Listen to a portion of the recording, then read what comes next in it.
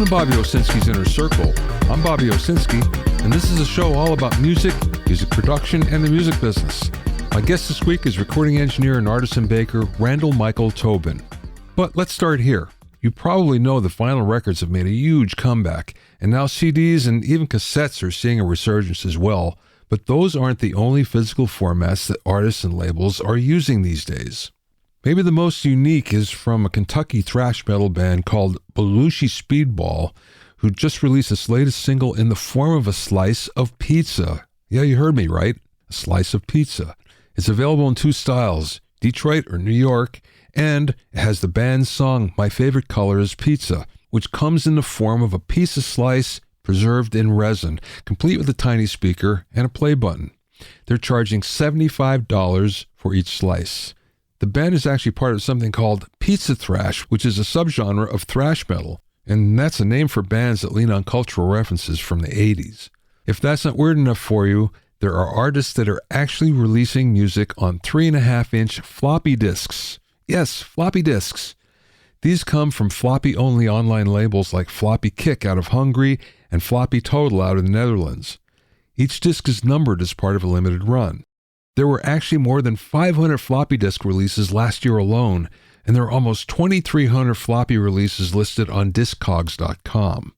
The music on most of these releases are electronic, but other genres include hip-hop, a smattering of classical and jazz, a bunch of metal subgenres, and non-music like experimental field recordings from Norway and spoken word from China. Because blank floppies are getting so difficult to get, this release format is fast becoming a collector's item, which just goes to show you that you should never write off a physical release format. The moment you do, you just know it will come back.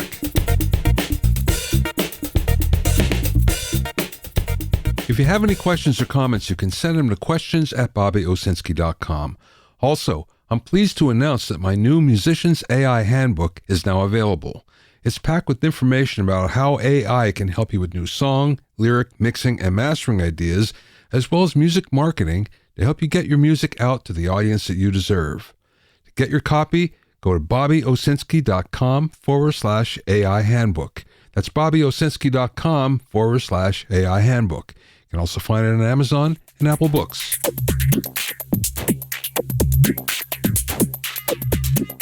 Now, the ancient Greek philosopher Pythagoras wrote about the relationship between simple numbers like 3 and 4 that musically produced what we know today as consonants. This forms the basis of our 12-tone scale that's been a constant in Western music since about 600 BC.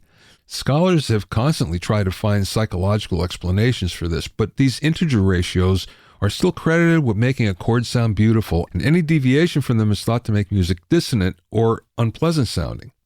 Well, researchers from the University of Cambridge, Princeton, and the Max Planck Institute for Empirical Aesthetics have now discovered that there are two key ways in which Pythagoras was wrong. It turns out that in normal listening, we actually don't prefer chords to be perfectly in these mathematical ratios. We prefer slight amounts of deviation. We like a little imperfection because this gives life to the sounds, and that's attractive to us. We've all actually proved this to ourselves many times, even though you probably never thought about it. If you ever tried to double a vocal or an instrument, you've probably noticed that if the double is too perfect, it doesn't sound as good as one that's slightly off. The same thing with the chorus effect that adds a subtle pitch and timing difference in order to generate that chorus sound. Yet another example is when we have a synthesizer with tunable oscillators like a mini Moog. It always sounds bigger and fuller when one oscillator is slightly detuned from the other. The study's findings challenge the traditional idea that harmony can only be one way, and that chords have to reflect these traditional mathematical relationships. It turns out that there are many more kinds of harmony used around the world, and that there are good reasons why other cultures developed them. Point is, don't always assume that what we think is correct in Western music applies to all music. There are many more choices to be aware of.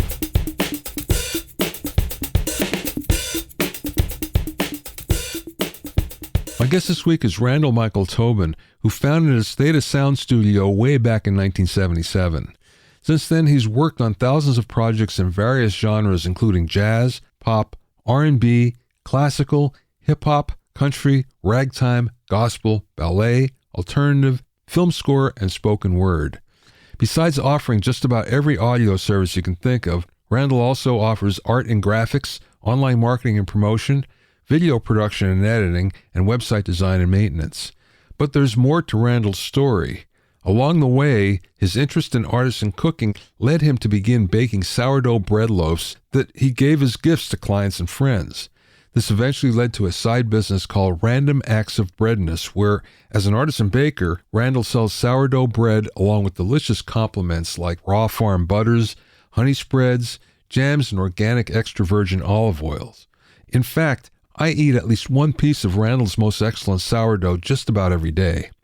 During part 1 of the interview, we spoke about how some gear never goes out of style, recording big band, his unique studio clientele, where he got his technical chops, and much more. I spoke with Randall from his studio in Burbank, California.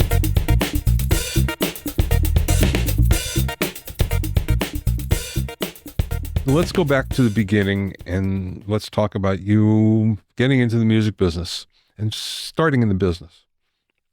Okay, well, music was certainly an interest and something I gravitated towards when I was young and when I was in school, when I wasn't like the most popular kid in the school because that wasn't my build.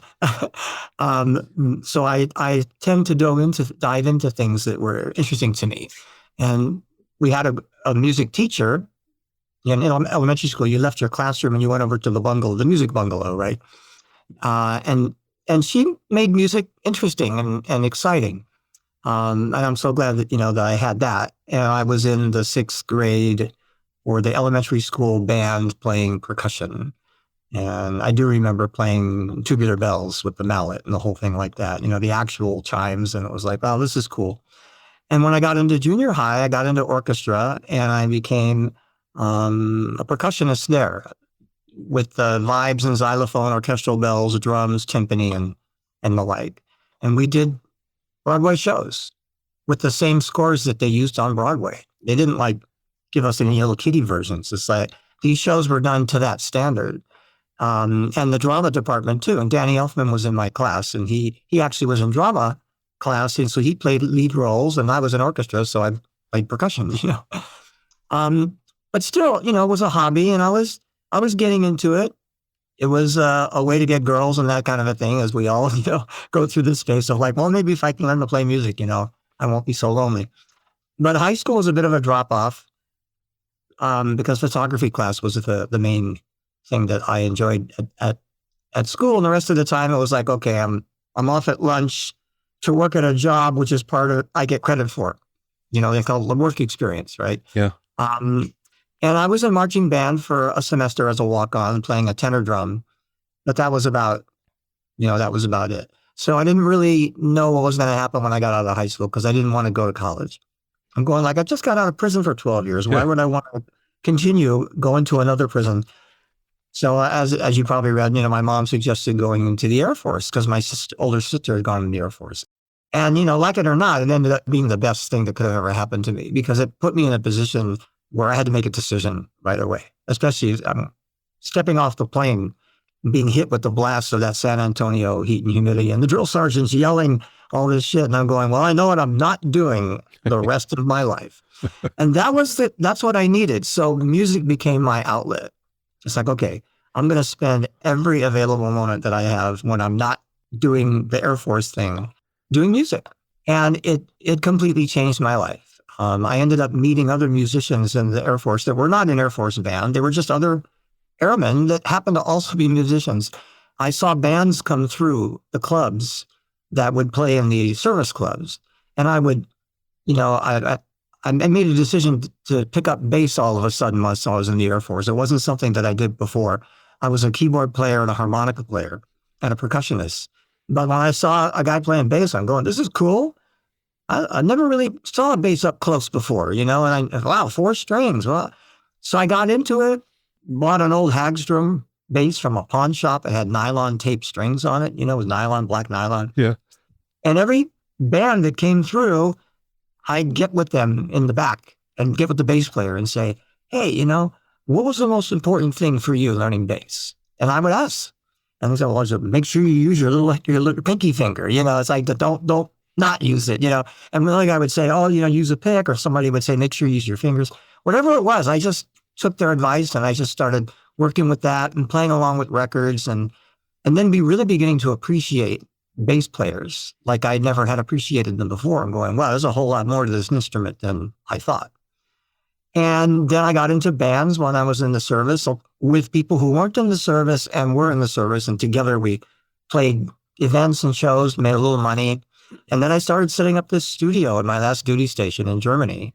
And I set up a little 4-track studio in my barracks. And me and another guy, we made our Sgt. Pepper magnum opus by bouncing back and forth between my TX 3340 and a Revox 2-track, quarter track. And we go back and forth. And we did about 3 bounces. I had the foresight to actually have Dolby units, consumer Dolby units, which actually turned out not to be such a great idea when you're bouncing a lot. But in the end, that's what we ended up doing. And ended up with something that I actually thought was going to make us famous. Yeah. It's quite ambitious, what we did, me and my friend, because it was all kinds of music. It was everything from rock to pop to jazz to eclectic to whatever, all on one record. And I listen to it to this day. It's almost 50 years old, right?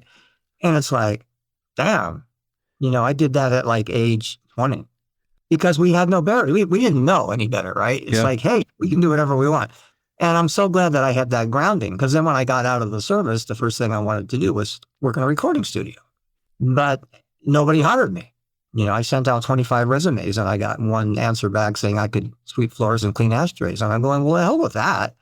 I've got way too much experience for that. So I started my own studio and finally somebody paid me some money and that became my first professional client. And that was August of 1977 and I haven't really looked back. One of the things that I find interesting is that you've been in Southern California through all this and you saw some of the really cool things that happen and the cool changes that happen in music and the studio business. Uh-huh. And you've gone through this whole thing. Most of us are transplants and you're not. You're a native. So in fact, I think it hits you a little different than it hit us that are transplants. And when you look back, what do you think? Like, well, what's the most significant thing that happened if you look through all these evolutions or the evolution that happened? Well, I remember when I was in the service seeing, and I subscribed to the magazines at the time. There was one called EQ. There was one called Recording. These were the ones that were all like, of course, I'm going to subscribe. I subscribed to Guitar Player and Keyboard magazine. And I remember in the recording magazines, the ad for Tascam, was like, oh my God, and then the TIAC and Tascam and that whole, connection and just going like, wow, I could only get this 4-track deck, that would be the beginning, right? So that was like a huge turning point because I got that one while I was in the service at a really good price because when you're in the military, they have what's called the Audio Club where they sold hi-fi equipment at rock bottom prices to the servicemen. It was a benefit, right? Yeah. So I could special order. And I said, can I special order this tape deck? And they go, yeah, because TIAC also made cassette decks and other things. And so they had a line with that company. So they got me that deck for cheaper than I could have ever got it in the United States. Wow. And that was the first synchronization deck that you could have with the funky foot switches on the head, right? Yeah. But there was no mixer. So I actually created my own passive pan pot mixer in a box. So we could mix the darn thing. There was no Model 2, which was the first little mixer with pan on it, right? And then that came out later. So I dove in. I was excited about this whole thing about, wow, recording studio. It was a guitar player. I was playing with another guitar player who I was in a band with in the Air Force who said, yeah, my friend Lenny, he's got a studio in New York. It's called Stay Sound. His name is Lenny Stay, and I'm going, wow, a studio, what a trip. And it just kind of planted the seed. I wonder if I could set up a studio. So I did in my barracks. And that was the turning point. Because from that point on, I've always had a studio wherever I've lived. And when I got out of the Air Force, I actually was in Florida for a year because the friend I was playing with and we were recording together in Germany, he was part of a duo with another guy in the Air Force. And that guy's name was Rob. And they had a duo called Robinson and Douglas. And I first met Douglas when I saw the duo playing at one of the clubs on the base I was at in Germany. So when Rob got stationed in Florida at Eglin Air Force Base in Fort Walton Beach area, then we all ended up there for a year so that we could continue the trio and add a drummer and make it a quartet. And then we also did another band that was doing fusion and stuff that nobody wanted to listen to down in that part of the United States. But we loved it. And I set up a studio in the rental house where we were at. And so there was me, a guitar player, and a keyboard player friend who got out of the service, and he was an Air Force band. And he's really good. So that became our jazz fusion pop band. And then we had the soft rock band with the other guy. So after the unemployment ran out for a year and we weren't really making any money there, was like, we come back to LA because that's where I'm from. And with the intention of starting a studio. It didn't happen immediately, but I did manage to get a gig with TFA Electro Sound, which was a big touring outfit. Tom Fields Associates, a big lighting company. Electro Sound was started by Ricky Farr. The story of that is that he borrowed Pink Floyd's PA system and then he repainted it and took it out on tour and brought it back and then gave it back to Pink Floyd and said, "Here, I painted your PA." But he used it to actually start a sound company, right? So that company eventually became known as Electro Tech. But when I was with the company, it was TFA Electro Sound, and they were behind the Cinerama Dome in LA, and then A1 Audio took over that spot, and Electro Sound moved into North Hollywood on Van Owen. They supported Rod Stewart, Cars, Ted Nugent, Blondie, Journey, a bunch of acts. They did the California Jam and some other stuff. And they sent me to recoding school to learn how to recode speakers and drivers, JBL. Yeah. So I got that. I learned that, and that's what I did most of. And sometimes they'd send me out on a road gig in support. But most of the time I was just in that room chiseling speakers and mixing highly volatile chemicals and shit and recoding stuff. So I did that for a year and a half, but then I learned a lot about live sound from being there because these guys were pros. And some of their cast-off equipment I bought. Old Altec, Voice of the Theater, and this and that kind of things I bought. And I built my own custom PA, and then me and a friend started a sound company. We started doing live sound in addition to the studio. So I just found the journey to be quite interesting, that as long as I was immersed in the audio thing, I just loved what I did. And people heard what I did and they loved what I did. And that's how I ended up getting gigs. They're going, "That sounds really good. Can I record there?" And so I never even looked twice because I wasn't familiar with the big studio scene. I never had access to the $1 million consoles, the Neves and before Neve, it was Harrison and all these other ones, and even before that. So I just was like, well, I have my little homespun thing. And then eventually I added a few more things. And now what's in my studio right now, I have 2 Ramza boards. I remember them. Yeah. Ramza and the WR, I have 2 of them. I have them linked together.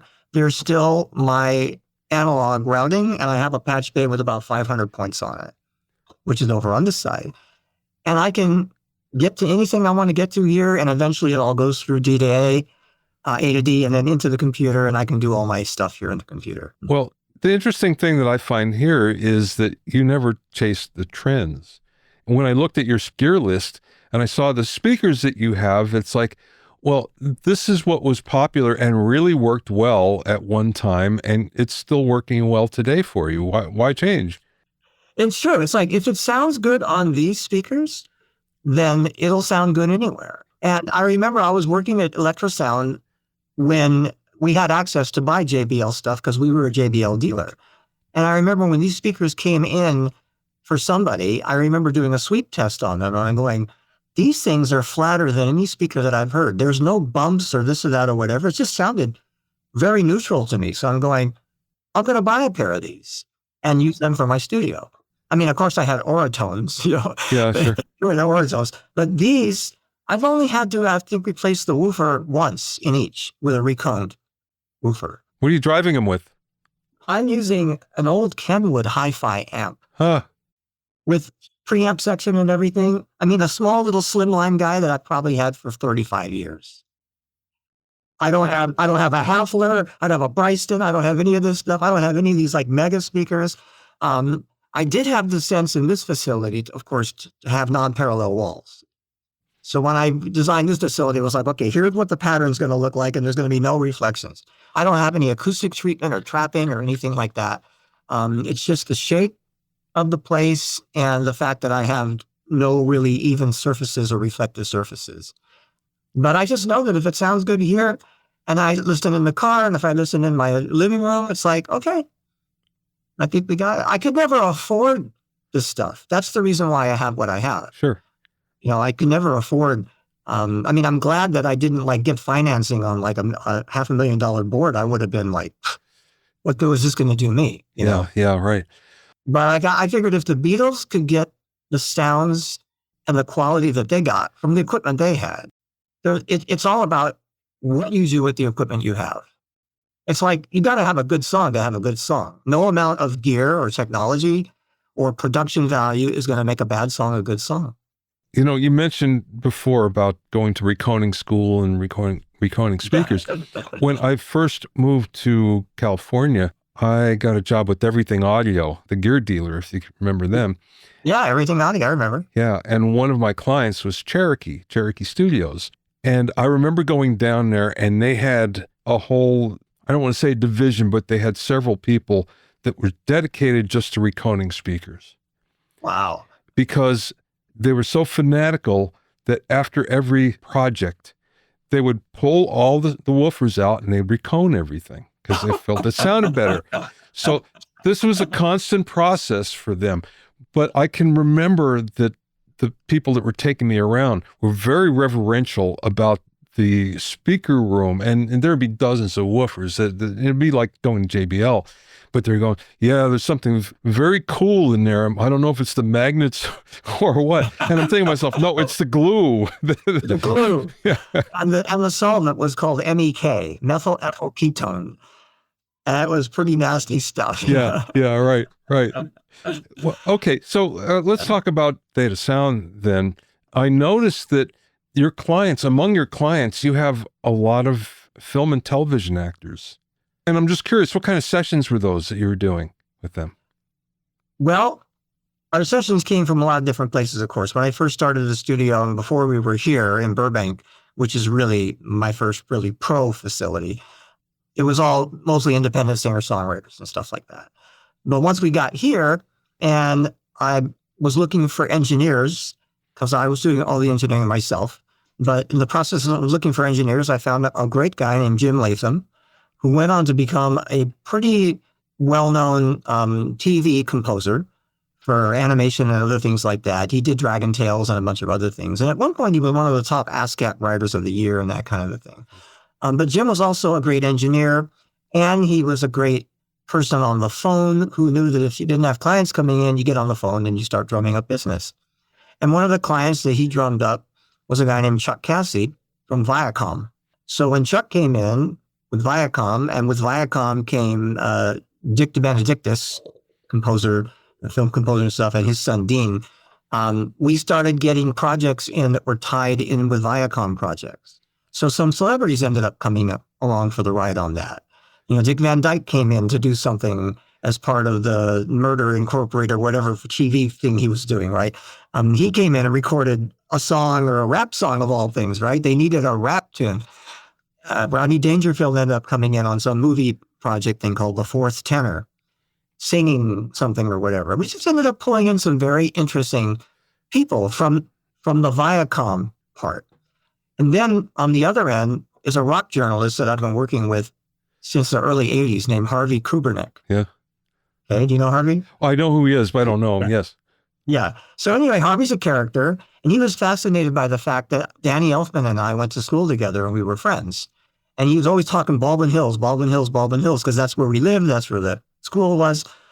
And I used to go to Danny's house, and we played music on his piano, and we did all kinds of stuff. So Harvey, he has connections to all kinds of celebrities because he's a rock journalist. He brought Ray Manzarek in to do a 2-CD spoken word set of the true history of the Doors. Oh. After Ray Manzarek had walked off the set of Oliver Stone's film because he said, this is bullshit.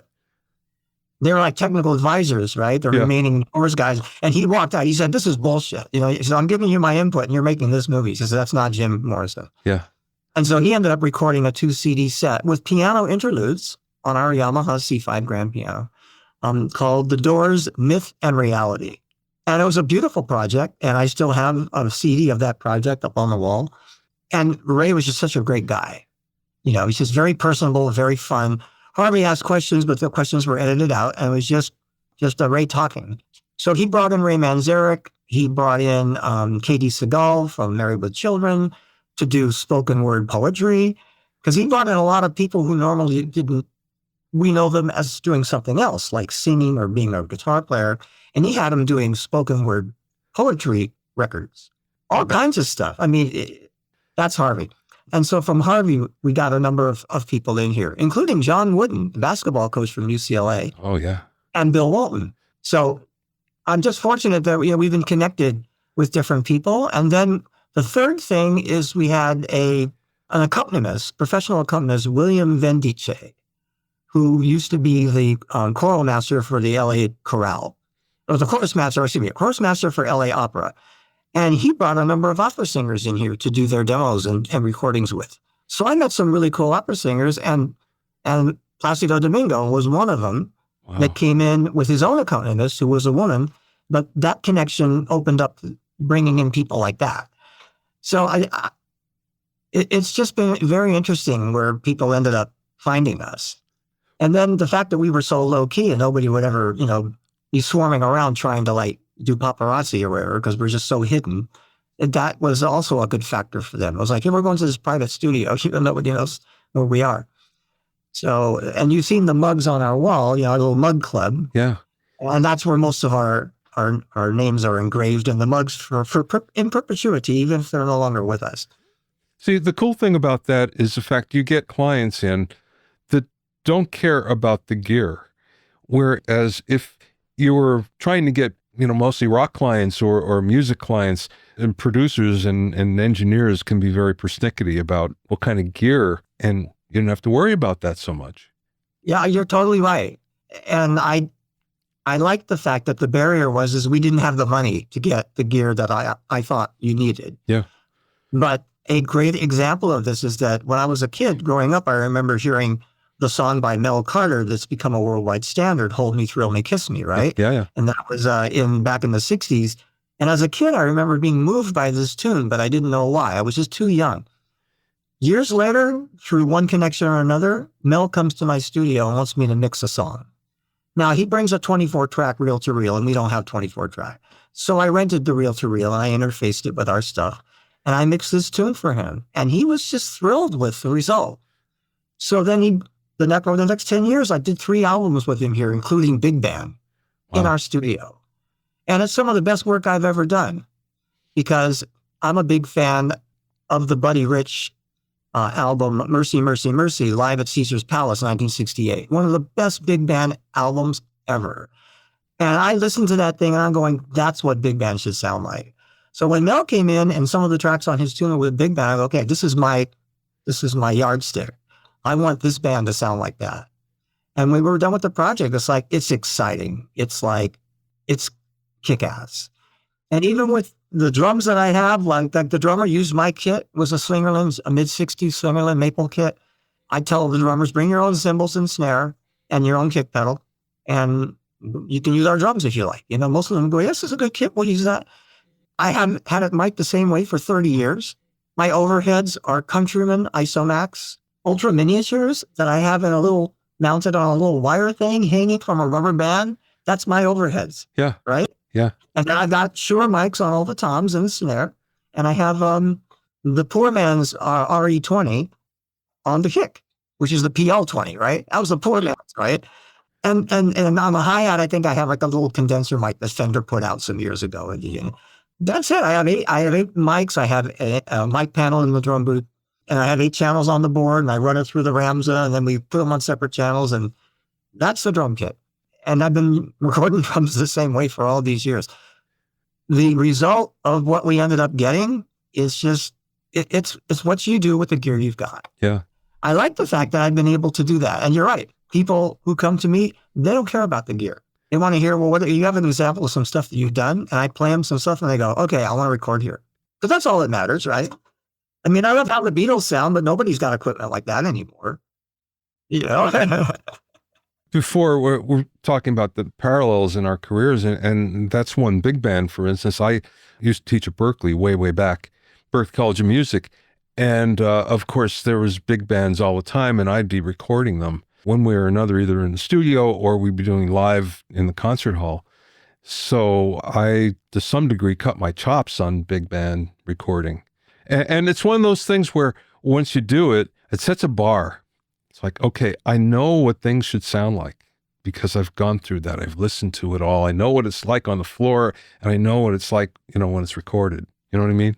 Yeah, I got it. Did you happen to watch that Mel Carter big band video that's on that article on my website on the homepage? No, I didn't, but I will. Yeah, if you go to the Mel Carter article, a couple of pages down will be the YouTube video. And I actually shot video of a particular recording session from the third album. I had 6 cameras going, and then I edited it later in post. And it's pretty much a live thing except for Lenny Welch's overdub. But the video is exciting, and you get to see all the players. Steve Pemberton on drums, James Leary on bass, Grant Geisman on guitar, John Robbie, the musical director, on piano. We have 5 brass players and 4 saxes. Many of them are in the household names in studios, as Mel always got the best. And he put the charts out there and was like, 2 takes, all right, next song, And he would sing live in the booth. Oh, I love it. It was a phenomenal. Everybody was so good, and Mel was so good. So if you watch that video, you're going to not only hear the mix, but you're going to see the guys playing in real time. Oh, yeah. I'm going to watch it as soon as we finish this here.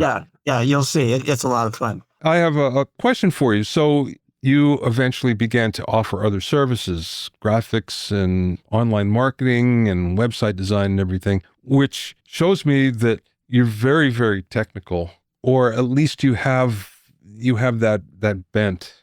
If something comes up that is technical, you can handle it. You'll figure it out. Where did that come from? Well, actually, it's funny that you mentioned that. When I was in junior high school, we had industrial arts classes. Every semester was a different discipline. So I learned how to make things with wood. I learned how to make things with metal. I learned how to go into print shop and do old-fashioned typesetting, 1 letter at a time with lead type from a box, ink up the press, the whole bit, right? Drafting class, drafting was this semester, so you learn technical drawing, plastics and leather work. I mean, we had all these really cool shop classes. And those would serve me well as time went on. So when computers came out and software started coming out on computers, one of the first things I dove into was professional typesetting packages. Because I come from the era when the first desktop publishing packages were PageMaker and Ventura. Yeah. Those were the 2 big ones, right? And I was on a PC, so I went with Ventura, which was a very hard program to learn. But once you learned it, you could do way more than PageMaker. But PageMaker was more artistic. It was more like a single page layout thing. And Ventura was designed to make manuals that were 1,000 pages long. So I had to try and take that and turn it into something that could actually make art and still be able to do books and things like that. So when I got to a point where I needed some artwork done for a cassette J card for a client, I hired somebody to put something together. I said, here's what we want for this project. I didn't really consider myself a graphic designer. I'd done typesetting. I'd done my newsletter. I knew about type. I was pretty good with that. But I turned it over to somebody else. And when the guy brought me back the result for the money that I was paying for it, I looked at it and was like, well, I could have done a better job than that. That opened a new career for me. It was like, okay, I'm going to create my own little graphics design business because I know I've got the skills to be able to do that. And once I did, I expanded my tools. I got into CorelDRAW in such a big way that I became a user group leader and a seminar leader and did seminars and conventions across North America teaching people how to use CorelDRAW. I actually set these things up. I became an entrepreneur entirely in that field, right? I mean, it was crazy, just flying everywhere, hotels, the whole bit, teaching people how to create, because Corel was for Windows. And it was purchased by all these companies. It was a huge hit. It was the biggest graphic design hit program, way more than any Mac program. Because businesses had PCs, not Macs, and Macs are such a small percentage of that overall world. And so they would get CorelDRAW and tell there are people in whatever department, okay, do all of our promo materials now, do all of our branding, do all of this. And these guys had no clue because they weren't graphic designers. So I filled the need of being able to present my knowledge and my technical skills to show people how to use these programs and get, decent work done. And that for 3 years, that's what I did. I just traveled while I had Jim in the studio, doing my engineering. That was mid-90s. So that one instance opened up a whole new career for me. And it was called Theta Data Type and Design. Oh, I love it. That's great. That was the name. And I did a DBA and everything. And then shortly thereafter, video started coming into its own on the computer. Now I've got 3/4 pneumatics right here. I have JVC, 2 of them. I have an editing deck and a playback deck, right? And I have 2 monitors and I have so I'd already been familiar with doing, cuts only A/B editing and that sort of thing. So when the stuff came out for computers, it's like, oh, we can do this on computer. So I wrote this ballet called The Snow Queen that the artistic director, that's a whole other story. But the first year, they had somebody videotape with one camera, right? We didn't know it was going to be a big show. It just turned out to be like, okay, we're doing the show and here's somebody that recorded it. So I gave the video guy a feed from my audio because I did the audio playback. I did all the tracks playback for this show and I gave him a feed. And then when I found out what he had done, he had just used his camera mic with bottles dropping on the floor and all kinds of noise and crap. The camera work wasn't bad, but the audio was horrendous. And the package was just completely non-packaged. It was like a tape with a cutout white box and a label with his company name on it and the title of the show. I told the artistic director, I said, do not let any of these tapes out. I said, I'm going to completely remaster this.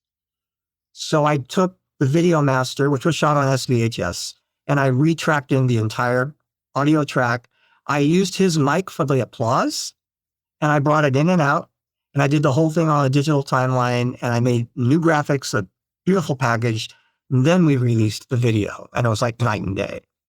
So all of a sudden, it's like, okay, looks like I'm doing the video from now on. Next year, we did a 3-camera shoot, and the technology was coming along on Windows, and I started using Premiere in the early days, and just put thousands of hours into learning video, professional video, so that by the time, after so much amount of time, I could charge people for doing it. I'd go, hey, I'll shoot video, whatever. And that just became yet another career, was video, not just a little bit of video, a lot of video. And then when the web came along, it's like all of this stuff goes into that. Graphics, web clips, audio, copywriting, it all goes into a website.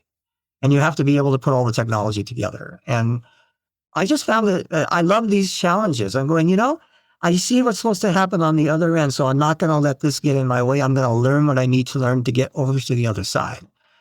And when a program stops me or stumps me, I'm going, there's something wrong with this program. Which is why I still have a lot of old software. Instead of upgrading every single year, I still have old versions of things that still work to this day. Some of them are 30 years old. Yeah. But the audio stuff, a lot of the stuff, you have to buy new stuff because it wasn't invented back then.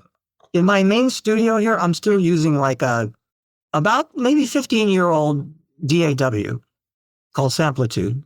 I remember it, yeah. Yeah, the Sequoia and Samplitude, same company. I have a newer version, but the older version is great. It does everything I need, in real time, non-destructive, even pitch changing, everything. It's a very excellent system.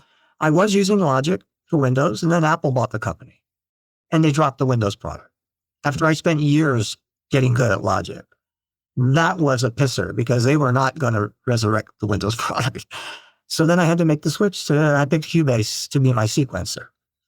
And so I'm glad when they sold to Yamaha because Yamaha didn't drop the product. They kept both platforms going. So I have Cubase 10 on the system I'm talking to you on now, which is a Windows 7 system, by the way. And I have a brand new system that I just built, this Windows 11, but I built it for video enhancement and AI restoration, which requires a humongous graphics card and a humongous CPU power that my Windows 7 isn't going to be able to do that for me. So if I want to upscale low-res video and stuff, I need this new system. But I can now run this stuff on here if I want to do any audio, but right now most of my audio is right here.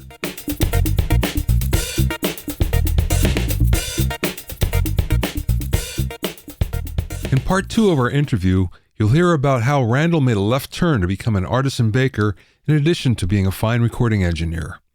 You can find out more about Randall and Random Acts of Breadness at breadness.com. That's breadness.com.